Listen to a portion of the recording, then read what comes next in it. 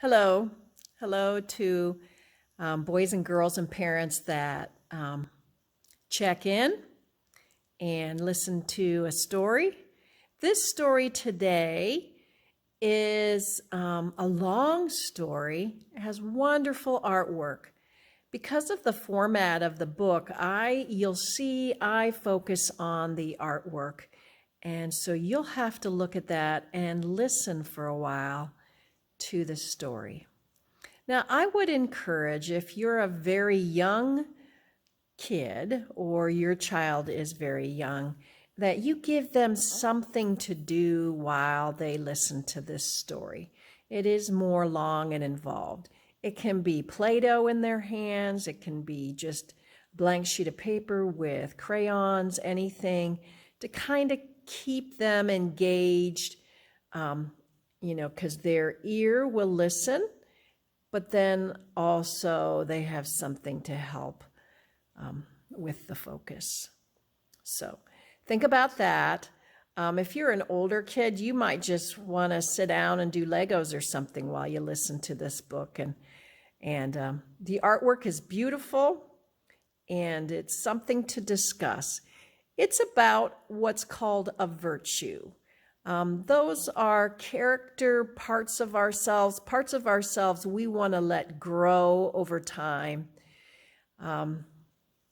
It's one of those virtues we hear about and see in Jesus' life, that we are people who set aside our own wants and needs and trust that God's ways are enough.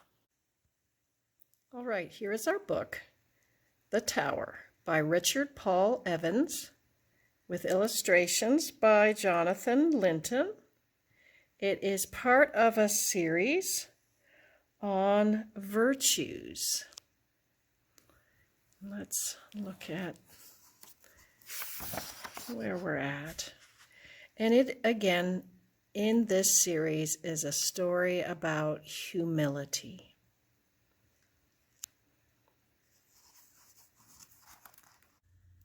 There was once a young man who desired to be great, but he did not know how to become great. So he went to the oldest man in the small village where he lived, for all trusted the old man and considered him wise. "What is it to be great?" the young man asked. "To be great is to be looked up to," said the old man. The young man considered his words, and then he went home and built himself a platform to stand on. He took his platform to the center of the village and stood on it. "Now everyone must look up to me." But not everyone did. That afternoon, a very tall man walked by.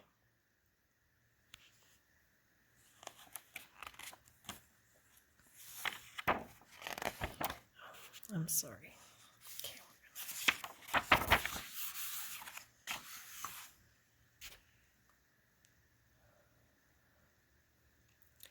"I must build a taller platform," he said, and he sawed off a bamboo pole and added longer legs to his platform. Now he could see the top of the villagers' heads. "Now I am greater than they," he said, looking down on the people. "They all must look up to me." "Not I," said a small voice. And he glanced around, and a little girl stared down at him from the window of a pagoda.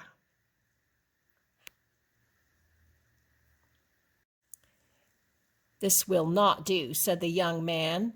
"What I need is a tower higher than anything ever built in the village." And he went to work building his tower.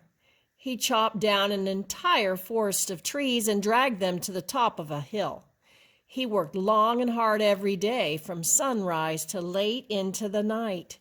He did not have time for family or friends or sunset walks along the banks of the river. Whenever someone approached him, he said, "Do not bother me, I am building a tower." Eventually, everyone stayed away. After many seasons, the young man finished his tower. It stretched high into the air, high above the village. It was taller than the pagoda of dragons, higher even than the emperor's palace in the land to the north. The young man was tired, but he was pleased with his tower. "Now everyone must look up to me," he said. "I am the greatest man in the land."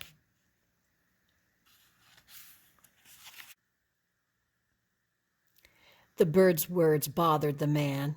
He decided that he must see this woman for himself. He woke very early the next morning.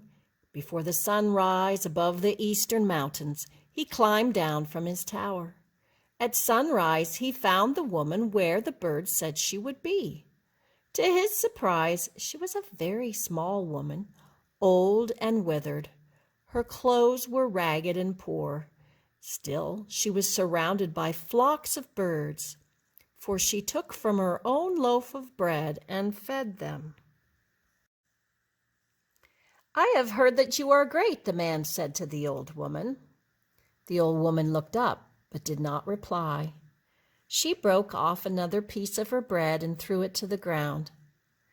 "You cannot be great," said the man. "No one looks up to you except these little birds."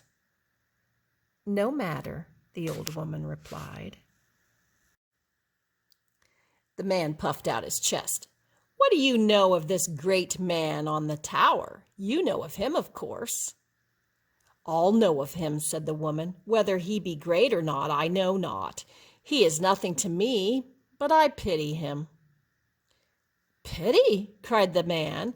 "How can you pity a man whom all look up to?" "I pity him because I think he must be miserable. He spends his life where it is cold and friendless. It is my experience that those who build such towers do not enjoy the climb or the height, but only to be higher than another. Such people must always be lonely." The man replied tersely, "It is a small price to pay for being great." "How do you know that the man is great?" she asked. "Because all can see him, and that makes him great." "Being seen and being great are not the same thing." "I don't understand," said the man. "To be great," said the woman, "is not to be seen by, but to truly see others." The woman threw the last of her bread to the birds, and then turned and faced the man. "To be great is not to be higher than another, but to lift another higher." The man thought long and hard about this. "You speak strange things." "Perhaps, but I am too old to lie." The man turned and walked back to his tower. As he walked, he came to a group of children playing. From his tower, he could not hear the laughter of children, so he stopped to listen to it. Then he noticed a little boy sitting on the branch of a tree apart from the others. The boy looked sad. "Why are you not playing with the others?" the man asked. "I would rather sit above them in this tree," he replied.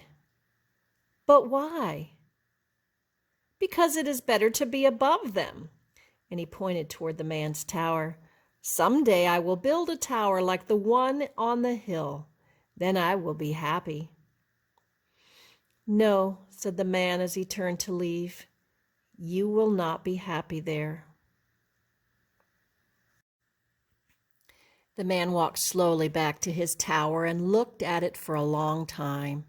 It stretched high up to the cold and lonely clouds. He thought about the old woman and the things she had said, and he thought about the little boy in the tree. Then he took an axe and began to chop at the legs of his tower. To his surprise, the tower fell easily with a mighty crash. The man sat down on a rock to think. A villager was walking by and stopped to look at the man and the large pile of tangled wood beside him. I am newly married and hope to build my wife a house. I could use some wood, he said. Help yourself to it, the man said. The new husband began to gather the wood. Do you need some help building? The man asked. I have gotten good at building. And the husband smiled. Thank you. I could use some help. Word of the fallen tower spread through the village. There were many in need of wood, and the man shared freely of his tower with all who asked, turning no one away. Some used the wood to build fires to warm themselves and their families. Some made beautiful furniture and carvings. The man even helped a group build a school in the center of the village. The whole village was changed by his gift. As the man delivered up the last of his wood, he overheard one villager say to another, Look how freely this man gives. You know what they say of him? What is that? Asked the other. It is said that here is a truly great man. And so that ended The Tower by Richard Paul Evans, and that was about the virtue of humility and how our humility makes a difference in this world.